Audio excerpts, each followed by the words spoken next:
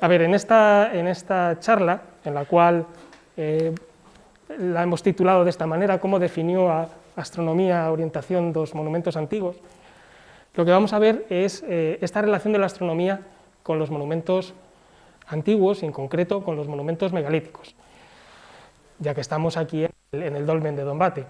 Y lo vamos a ver desde dos puntos de vista, además, cómo la astronomía actual ayuda a definir cómo estaban orientados esos monumentos y luego también intentando entender qué papel jugaba el cielo, si es que jugaba algún papel, en la idea, en la mentalidad de las gentes que utilizaron, que construyeron pues, estos monumentos antiguos como el dolmen de Dombate.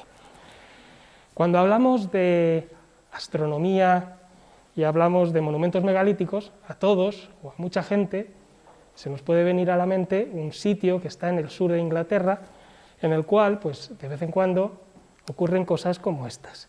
Así podemos poner este vídeo en marcha, en el cual hay un montón de gente que se juntan en ese monumento megalítico. Precisamente, únicamente en este momento del año es cuando se permite a la gente entrar dentro de lo que es el monumento megalítico en sí, el resto del tiempo tienes que caminar cerca. Y lo que están viendo es esto que veis ahí, que es la salida del sol en el solsticio de verano. Están todos muy contentos porque el sol ha salido por donde tenía que salir, gran sorpresa, pero la cosa es que además están en un sitio muy interesante, es un monumento megalítico que veremos dentro de un momento que tiene unas características muy especiales. De hecho, mucha gente piensa que la relación que pueden tener estos monumentos megalíticos pues, con la astronomía sería, por ejemplo, para definir un calendario o para serles de alguna forma útil a las poblaciones que vivían cerca de estos monumentos megalíticos. Vamos a ver algo de eso y vamos a ver si esto es cierto, si esto es así, cómo es en realidad, ¿no? La cosa es que bueno, pues la astronomía nos ayuda, nos da algunas herramientas para intentar rascar en esa mentalidad de la gente del pasado, porque como veremos, las gentes del pasado dejaron fosilizados dentro de monumentos como Dombate parte de esa mentalidad.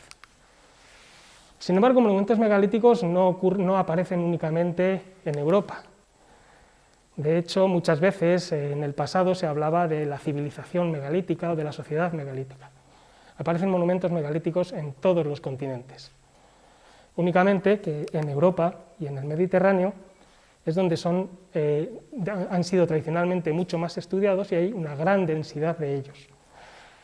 Y por esta razón, pues, en general, se tiende a pensar que únicamente hay monumentos megalíticos en la parte de la fachada atlántica europea. Sin embargo, podemos ver que van desde Escandinavia hasta el norte de África, incluso en el Mediterráneo hay unos cuantos monumentos megalíticos.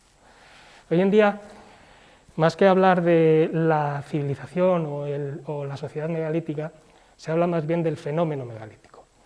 ¿Por qué? Porque es muy sencillo, de hecho es la manera más sencilla de llegar a un sitio y decir por aquí ha pasado alguien, es agarrar una piedra y ponerla de pie.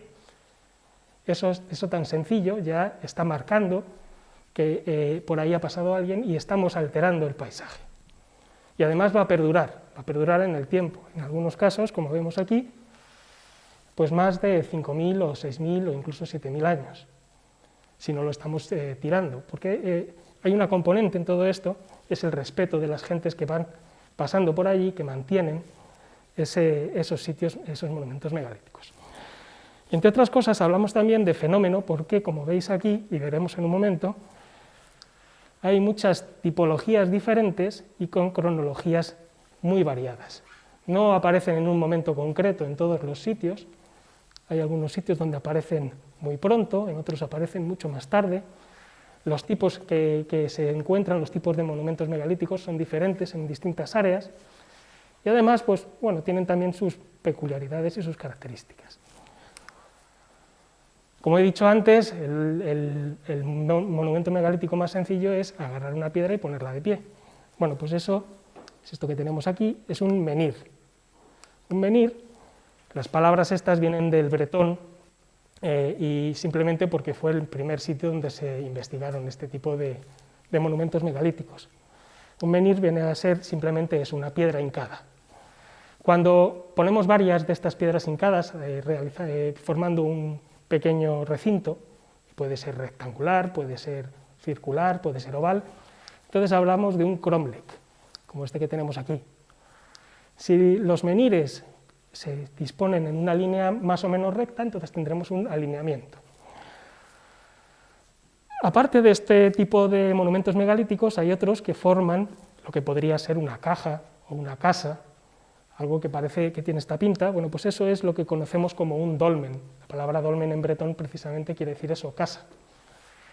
Cuando estos monumentos eran monumentos funerarios, es decir, era donde llevaban a enterrar a sus antepasados. Entonces eran tumbas. Tumbas además monumentales, es decir, tumbas que hacían para que perdurasen en el tiempo y que nos han llegado hasta nuestro tiempo.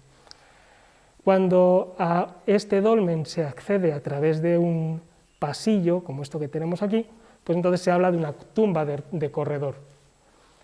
En la mayor parte de los casos, tanto las tumbas de corredor como los dólmenes aparecen debajo o soportados por un túmulo, que es simplemente una acumulación de tierra. En la mayor parte de los casos el propósito que tiene es de darle estabilidad a la estructura megalítica, de forma que si quitásemos el túmulo, la estructura megalítica se desparramaría y colapsaría.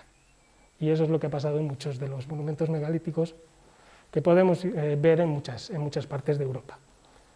Bien, hemos visto antes la relación de lo que hace el Sol en el paisaje. Ya no os voy a preguntar entonces por dónde sale el Sol y por dónde se pone, porque ya sabemos que solamente en 2 momentos del año se saldrá y se pondrá justo por el este y se pondrá por el oeste. Sin embargo, esto también hay que decir que será así si tenemos un horizonte completamente plano. Si en el momento en que tengamos unas montañas, va a haber un pequeño retraso y el movimiento, en este caso que estamos en el hemisferio norte, va a hacer que salga un poquito más hacia el sur de lo que es realmente el este, o se ponga un poquito más hacia el sur de lo que es realmente el oeste.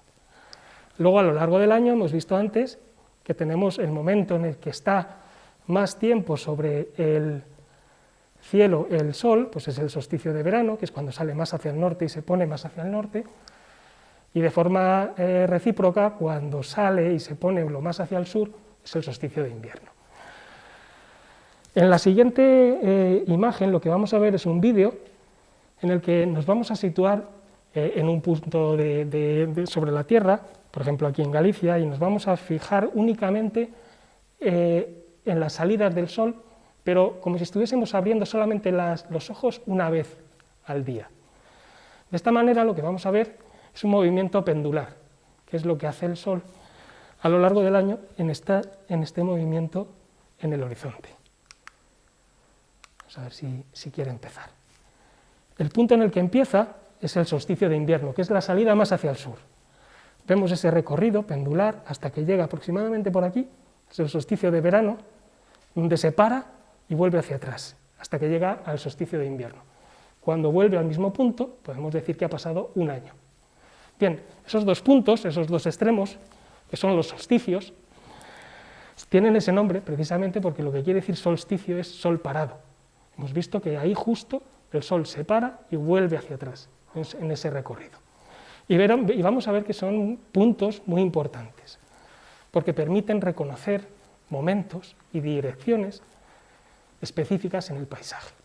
De hecho, una de las formas o de las utilidades que tiene la astronomía, y que ha tenido mucha utilidad a lo largo de la historia de la humanidad, ha sido precisamente para eso, para ayudarnos a orientarnos tanto en el espacio como en el tiempo. Nos dice por dónde sale el Sol, nos permite guiarnos, hemos visto la estrella polar. Y luego también tenemos la guía que nos da la regularidad de los movimientos del cielo, los tiempos.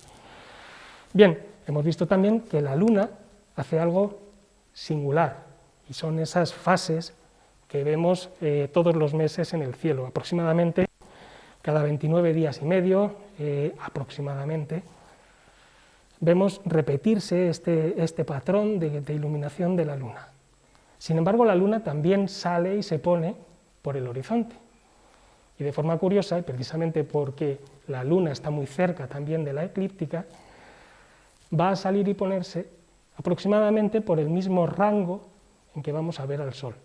Lo vamos a ver en el siguiente vídeo, que lo que vamos a ver es que la Luna también tiene unos puntos extremos. Los ingleses a esto le llaman los puntos máximos o puntos extremos de la Luna. Nosotros estamos proponiendo que en vez de utilizar una palabra tan larga, se utilice lunasticio, que es el equivalente del solsticio.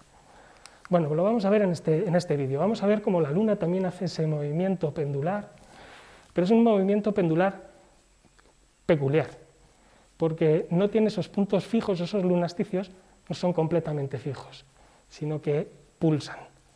Tienen un movimiento pulsante. Se hacen un poquito más grandes, un poquito más pequeños. Entonces podríamos hablar de un lunasticio mayor o un lunasticio menor. Vamos a ver.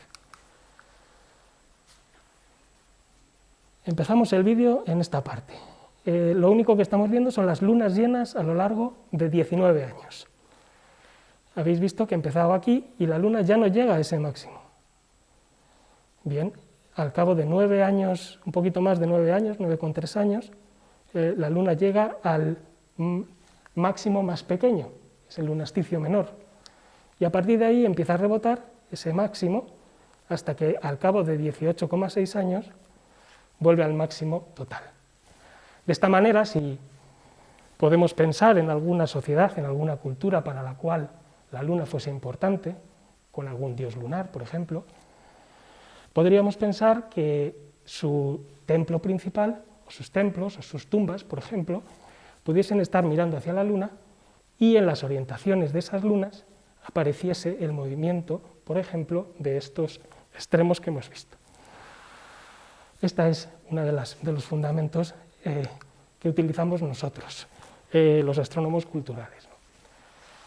Vamos a empezar un pequeño viaje por distintos sitios en el Mediterráneo y en Europa para ver distintos sitios en los que se ha hablado sobre astronomía megalítica.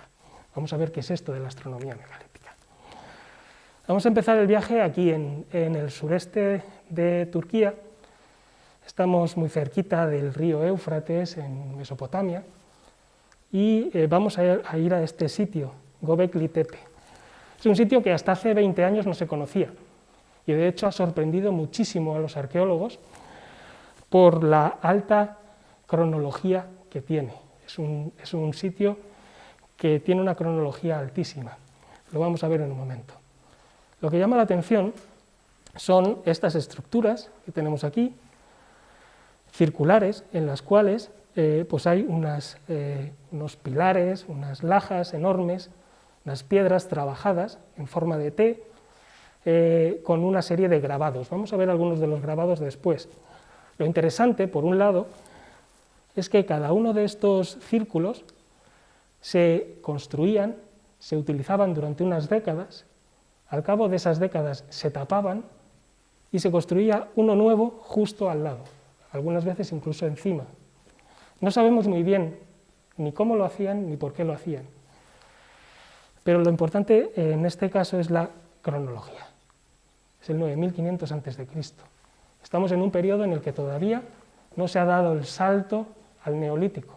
Son sociedades mesolíticas, no son todavía ni agricultores ni ganaderos, son recolectores y cazadores. Y se pensaba que no podían hacer este tipo de estructuras. Bueno, pues aquí los tenemos. En algunos de los grabados que aparecen en los pilares, pues hay animales. Hay muy poquita figura humana, pero sobre todo son animales, y en algunos de ellos ha habido quien ha querido ver lo que muchos milenios más tarde se podría identificar como constelaciones que luego nos han llegado a nosotros a través de la tradición griega y latina, pero que tienen su origen en Mesopotamia. Bueno, esto es hilar muy fino, pero lo que sí que estamos seguros es de que uno de los edificios o una de las estructuras que ha sido excavada en los últimos años es el edificio más antiguo que tenemos la certeza que tiene una orientación cardinal. Para conseguir esa orientación cardinal necesitaron unos referentes, saber dónde estaba el norte, saber dónde estaba el este. Esos referentes creemos que necesariamente tenían que ser astronómicos. Además es interesante que en este pilar de aquí es donde aparece un grabado de un león, y precisamente para la época, en este caso para el 8500, es lo que ha pasado del tiempo de construcción de las distintas estructuras, en aquella dirección se vería la salida del Sol en el equinoccio justo sobre la constelación de Leo. Bueno, eso por lo menos es sugerente, pero el problema es encontrar un paralelo, algo con lo que comparar Göbekli Tepe. Existen otros sitios cercanos, el más claro sería este, Nebali Sori, pero está ahora mismo debajo de las aguas de la gran presa de Ataturk en el río Éufrates, con lo cual es imposible verificarlo. Entonces tenemos que aplicar el adagio latino de testis unus, testis nullus, es decir, un único testigo de una cosa no prueba esa cosa, y entonces nos mantenemos en la ignorancia, al menos por el momento, con respecto a Göbekli Tepe. Hay otros sitios en los cuales se ha querido ver cierta relación astronómica. En cualquier caso, y ahora acercándonos a la península ibérica, uno de los sitios más espectaculares que podemos encontrarnos está en Antequera, en la provincia de Málaga. Aquí lo que tenemos es un gran túmulo, debajo del cual pues, hay una estructura gigantesca, con unas piedras, para hacernos una idea, hay, que yo recuerde, 24 piedras formando la cámara, es una cámara enorme, con unas alturas de 4 a 5 metros de altura, y unos pesos brutales, ¿no? Bueno, pues esta estructura que está en un valle, la vega de Antequera, rodeado por el Torcal y sobre todo con un referente topográfico clarísimo, es la Peña de los Enamorados, que si os pregunto probablemente qué es lo que parece, claramente parece el perfil de una persona mirando al cielo. Bueno, pues, oh sorpresa, Menga está claramente orientada a la Peña de los Enamorados. Y además lo está de tal manera que no está orientada ni al Sol ni a la Luna, porque está demasiado al norte como para tener esos referentes. Sin embargo, pues se ha querido ver, en este caso, que también podría haber algún tipo de orientación astronómica. No se niega, pero el referente topográfico es claro. En este caso, a lo que está orientado es a la montaña. En otros casos no está tan claro que la astronomía haya que descartarla. Y de hecho, durante todo el siglo XX ha habido varios investigadores que se dedicaron a buscar si la astronomía tenía algo que ver en explicar cómo se disponen en el paisaje los monumentos megalíticos. Sobre todo hubo uno que se llamaba Alexander Thom, que era ingeniero británico, que se dedicó durante varias décadas a medir todos los monumentos megalíticos que conocían entonces en las Islas Británicas y en Bretaña.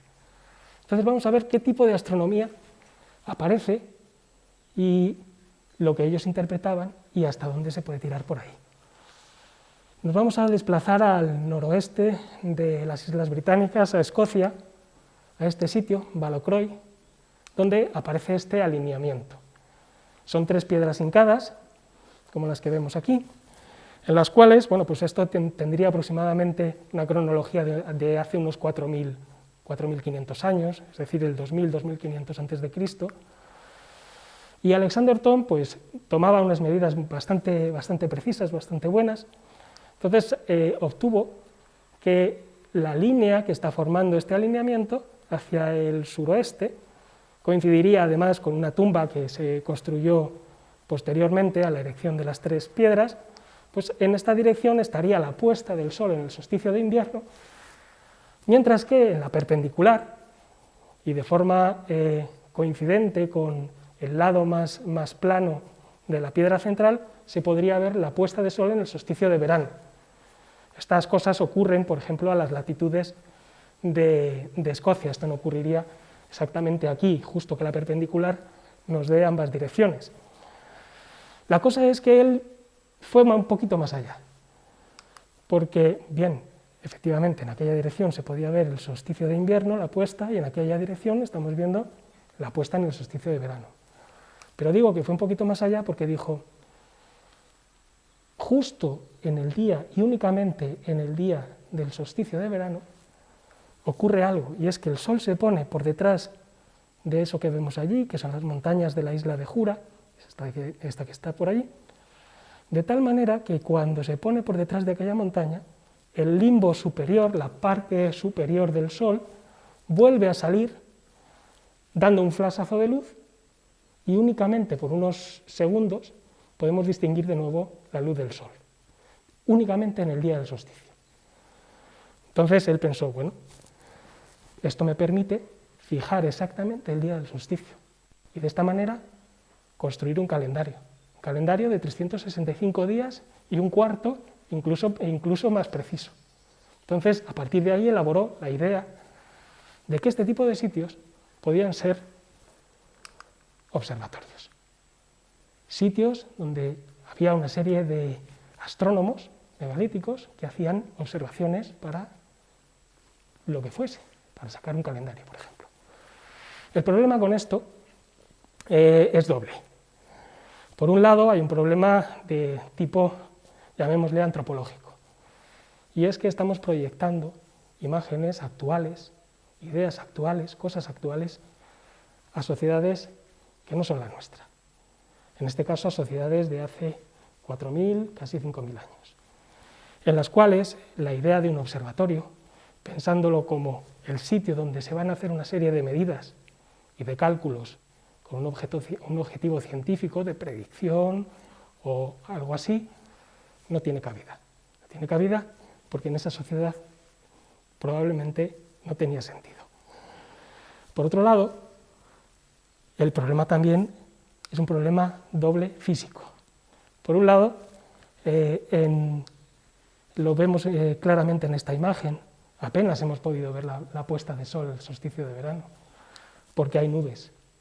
Si el día preciso que yo quiero hacer la observación hay nubes ahí delante, ya no lo puedo ver. No puedo verificar si es hoy, si es mañana o si es pasado, el día que se ve justo el limbo pasar por ahí. Con lo cual, la reproducibilidad del experimento que esperaríamos se rompe, se introduce una fuente de error. Pero es que además hay otra fuente, y es la propia atmósfera. Dependiendo de las condiciones de presión, de temperatura, de humedad, la refracción, el ángulo de refracción va a ser ligeramente diferente y va a hacer que este efecto tan sutil, en unos casos sea todavía más fuerte y en unos casos no se vea. Con lo cual, al final, no es un observatorio. Probablemente todavía se mantiene esa orientación doble solsticial y tenemos que pensarlo de otra manera. ¿Cómo? Bueno, pues para esto nos va a ayudar volver a Stonehenge, ese sitio que veíamos al principio. Y nos va a ayudar porque en los últimos años se ha hecho una revisión de las distintas ideas que había sobre Stonehenge, sobre todo a la luz de nuevos datos aportados por la arqueología. Stonehenge está aquí en el sur de Inglaterra, en el llano de Salisbury, y bueno, pues lo que vemos normalmente es esto que tenemos aquí, es donde estaba la gente que veíamos en el vídeo del principio, es donde estaban ahí montando su fiesta. Normalmente no nos dejan entrar. Como veis, aquí en esta foto no hay nadie, esto está sacada desde hasta donde te dejan llegar. Pero como digo, pues en el solsticio sí que se llena de gente. Bueno, hay vídeos por ahí por internet que se pueden mirar de gente incluso subida encima de las piedras, cosas que, bueno, a uno se le ponen los pelos de punta. Nosotros normalmente lo que reconocemos como Stonehenge es esto de aquí, es un círculo de piedras, un cromlech, como lo que veíamos antes, peculiar, porque además, si os fijáis, hay dinteles que en principio se cree que recorrerían todo el monumento. Luego estarían estos 5 trilitos, lo de trilito quiere decir 3 piedras, simplemente son como portales hechos con las 3 piedras, que están dispuestos en forma de herradura. Dentro de esta herradura, aquí veis algunas de ellas, hay otra serie de piedras un poquito más pequeñas que se conocen como las piedras azules, las blue stones, y que también aparecen en un segundo círculo por dentro de las piedras más grandes que se conocen como sarsens. Bueno, pues este no es lo único que hay en Stonehenge. Stonehenge, lo que se conoce normalmente como el círculo de piedras, está dentro de un foso circular con un banco de tierra, en donde además hay una serie de piedras también dispuestas. Aquí no se ve, pero hay 56 hoyos excavados también en la parte interior de ese foso. Tampoco acaba aquí la cosa. Aquí vemos una de las piedras, este sería el eje principal del monumento. Bueno, pues en aquel eje y un poco hacia afuera hay otra piedra que se conoce como la piedra talón, la hillstone. En aquella dirección es por donde se ve el sol, lo que estábamos viendo en el vídeo del principio, en el solsticio de verano. Y en aquella dirección lo que se ve también es una avenida, es como se llama la avenida, que está excavada en el suelo, que conecta Stonehenge con el río Avon, que es el río que pasa por allí cerca. Stonehenge es, además de un sitio complejo, es un sitio que lo que vemos actualmente es el resultado de una evolución de casi 1000 años de uso, algo más de 1000 años de uso y de construcción. Lo vamos a ver en este vídeo. Veis que lo primero que aparece es el foso, en el cual dentro hay estos círculos, esos 56 círculos, unas estructuras de madera que luego se sustituyen, primero por unas piedras pequeñas, que son las piedras azules, y por último, lo último que se erige son las piedras, las grandes piedras de los sarsen. Entonces lo que nos llega a nosotros es el final de Stonehenge. Lo que se mantiene a lo largo de todo el tiempo es ese eje hacia el noreste. En los años 60 apareció este libro, Stonehenge Decoded, por un astrónomo, Gerald Hawkins. Era la época en la que empezaban a utilizarse los ordenadores para hacer cálculos en ciencia. Y Gerald Hawkins lo que venía a proponer era que prácticamente Stonehenge era un ordenador megalítico, que permitía hacer cálculos complejos de astronomía en el pasado. Es decir, era algo parecido a lo que había dicho Alexander Thom en Balocroy. Aquello era un observatorio. Hoy en día, haciendo los cálculos bien, no los cálculos de las orientaciones, que esos están bien hechos, pero cálculos estadísticos simples, nos permiten decir que la mayor parte de estas orientaciones no tienen ningún sentido. Sin embargo, sí que se mantiene la importancia de este eje, que es el eje principal, hacia la salida del sol en el solsticio de verano, y de forma recíproca, si viniésemos por aquella avenida y parándonos al lado de la piedra talón, la puesta del sol en el solsticio de invierno vista dentro del monumento. Y de hecho, este último momento, el solsticio de invierno, gana mucha relevancia en los últimos años. ¿Por qué? Ya se sabía que Stonehenge, que es este plano que tenemos aquí, era un monumento funerario. Hay más de 250 personas enterradas dentro de Stonehenge. Es decir, es un monumento para los muertos, para los antepasados. Y eso planteaba directamente una pregunta: ¿dónde estaban los vivos que llevaban a sus muertos ahí a enterrar?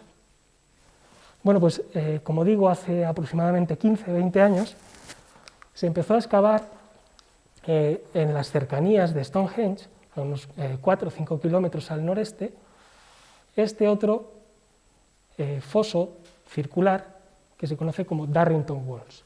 Dentro de Darrington Walls hay otros 2 fosos que aquí en esta foto no se ven bien. dentro de los cuales lo que se encontró fue precisamente los fondos de cabaña, es decir, los restos de las cabañas de la gente que iba allí a vivir, es decir, los vivos. Se sabe que esta era la zona de los vivos del área de Stonehenge. Y además, no solo se encontró eso, se encontró, por un lado, una segunda avenida que conecta Darrington Walls con el río, cuya orientación es hacia la salida del sol en el solsticio de invierno. Y por otro lado, otra de las cosas que se encontraron en donde estaban las cabañas fue un montón de huesitos de cerdo. Un montón. Y además de cerdos de aproximadamente unos 9 meses. Con lo cual, permitía decir dos cosas: que allí se atiborraban a comer cerdo, y a comer además en una época muy concreta, porque esos cerdos habían nacido en torno al equinoccio de primavera y habían sido sacrificados a finales de otoño, principios del invierno, el solsticio de invierno. Esto les permitió decir que este no era un poblado estable, sino que era un sitio donde la gente iba a reunirse probablemente en torno al solsticio de invierno. Momento en el que probablemente estaban allí festejando, comiendo cerditos, hasta que en el momento propicio, tal vez a la salida del sol, en el solsticio de invierno, el día que se viese esa salida, empezaban a andar con los restos de sus antepasados, atravesando esa avenida hacia el río, yendo río abajo, hasta llegar a este punto en el que se descubrió otro círculo de piedras, y comenzar a caminar a través de la avenida, que tiene una característica, y es que mantiene prácticamente escondido Stonehenge hasta que no lo tienes delante. Y en ese momento, a la puesta de sol, llegar justo en el solsticio de invierno, a la puesta, al sitio en el que vas a enterrar a tus antepasados. Es decir, por un lado, Stonehenge hay que verlo como un sitio de reunión de las poblaciones del sur de Inglaterra para llegar allí en momentos determinados a hacer una serie de ceremonias y de rituales. Es un sitio ceremonial, es un sitio ritual, en el cual la astronomía juega un papel fundamental, no solo para decirles cuándo tienen que estar allí, sino también otro de los papeles que tiene la astronomía, que es evocador, es decir, nos permite pensar, nos permite imaginar, nos permite dar explicaciones. Pues bien, ¿qué pasa cuando tenemos objetos o sitios no tan espectaculares como Stonehenge? Bueno, pues lo que se suele hacer es intentar romper aquello del testis unus, testis nullus, lo de que solamente tenemos una cosa de ese ejemplo, ¿no? Y esto lo vemos muy bien en otro sitio, en el norte de Escocia, en este caso, con estos círculos de piedras. Se conocen como recumbent stone circles, que quiere decir simplemente círculos de piedras con una recostada. O sea, nos está describiendo directamente lo que vemos, ¿no? Es un círculo de piedras en el que hay una que está recostada y flanqueada por otras dos, que nos va a ser importante lo que veremos.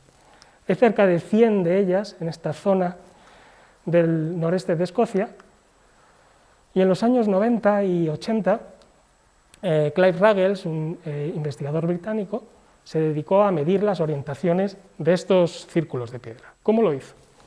Se disponía en el centro, se situaba en el centro y miraba hacia donde estaba la piedra recostada, porque es muy interesante que eso nos está enmarcando una zona muy concreta del horizonte. Veis que los planos son muy parecidos entre sí.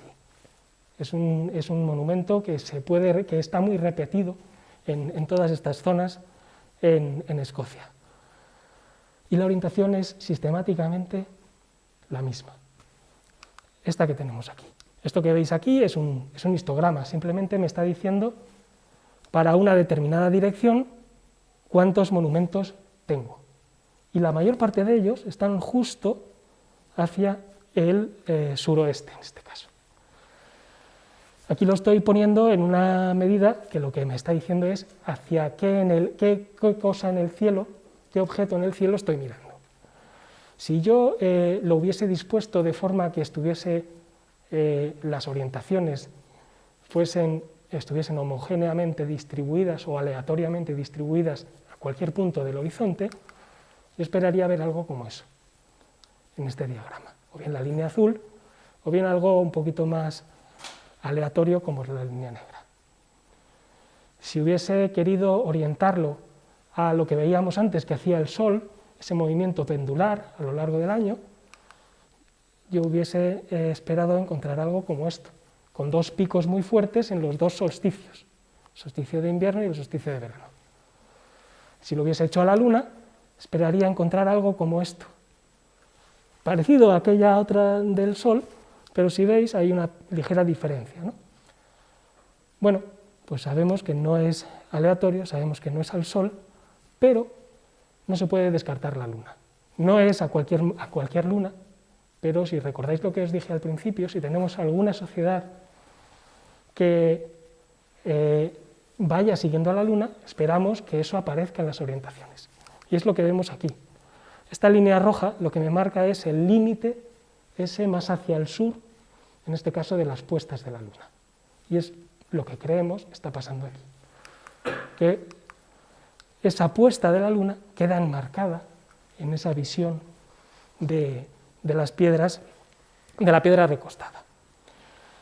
Bien, nos vamos a ir acercando a la península, para ir acercándonos también a Galicia. El sitio más antiguo para el cual tenemos certeza actualmente de que en esos monumentos megalíticos hay algún tipo de relación astronómica está justo en la fachada atlántica de la península. Y un ejemplo es este de las santas alentejanas. Las santas son simplemente pues, muy similares, de hecho, a Dombate.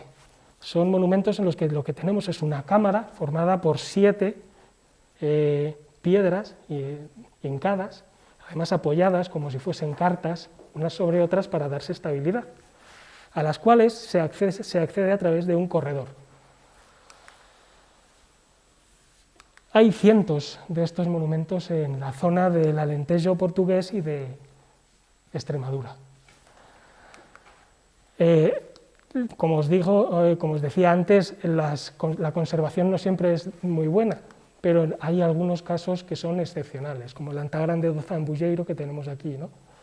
Y donde si removemos el túmulo, precisamente lo que ocurre es que se desparrama, por eso ha habido que apuntalar el dolmen. Pero veis que tienen un eje de simetría claro, desde dentro hacia afuera, mirando con el corredor, entonces yo puedo hacer las medidas de las orientaciones.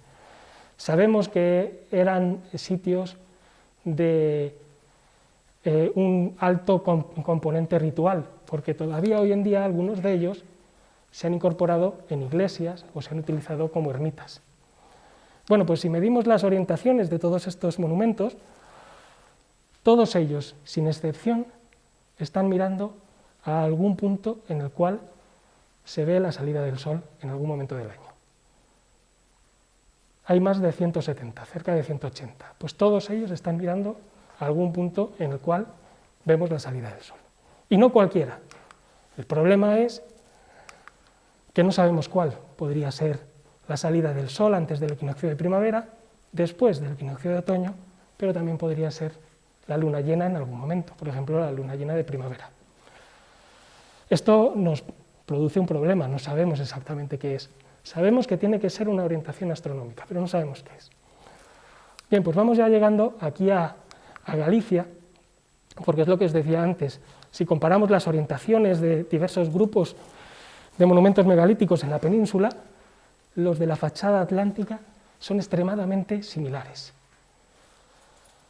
Entonces, a lo mejor los de Galicia nos permiten darle un poquito de sentido a todo esto que estamos viendo. De hecho, en Galicia hay una gran riqueza de monumentos megalíticos. En los últimos años se han catalogado cerca de 2000 mamoas, de las cuales muchas de ellas dentro hay monumento megalítico.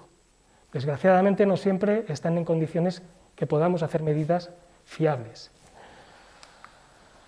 Este, por ejemplo, es el dolmen de Arseitos, que es también muy llamativo. Y probablemente es como se veía el dolmen de Don Bate hace unos 20-25 años. Vemos que es muy similar a esas santas que veíamos antes en el Alentejo, con esa cámara a la que se accede a través de un corredor. Este es el dolmen de Don Bate, el plano. Y vamos a ver que nosotros lo que hacemos para medir la orientación es sacar esa línea y medir un ángulo con respecto al norte. Ese ángulo se llama el azimut, ¿de acuerdo? Esa es la orientación. Y sabemos que en esa dirección podemos luego comparar con qué es lo que se ve que sale o se pone por el horizonte. El problema es que ese horizonte no siempre es plano. Y aquí en Galicia, lo que hemos medido hasta ahora, vemos que la mayor parte de las orientaciones caen dentro de lo que se conoce como el rango solar, es decir, esos puntos extremos que veíamos antes, que era donde se movía el Sol entre el solsticio de verano y el de invierno. Y vemos que hay una gran concentración entre el este y el solsticio de invierno. El problema es eso que pasaba con el horizonte, que retrasa la salida con respecto a si no tuviésemos esa montaña ahí.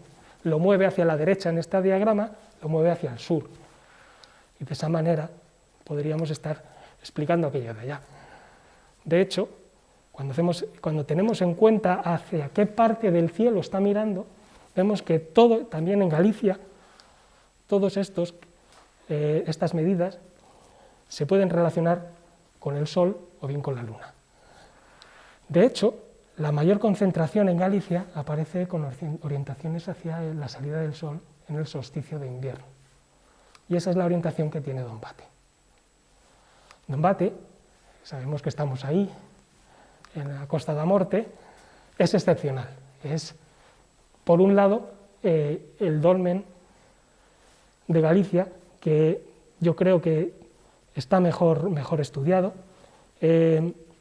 Por otro lado, llama muchísimo la atención. Una de las cosas que llamó la atención a la hora de estudiarlo fue la presencia, todo esto que tenemos aquí alrededor de la estructura megalítica, es el túmulo.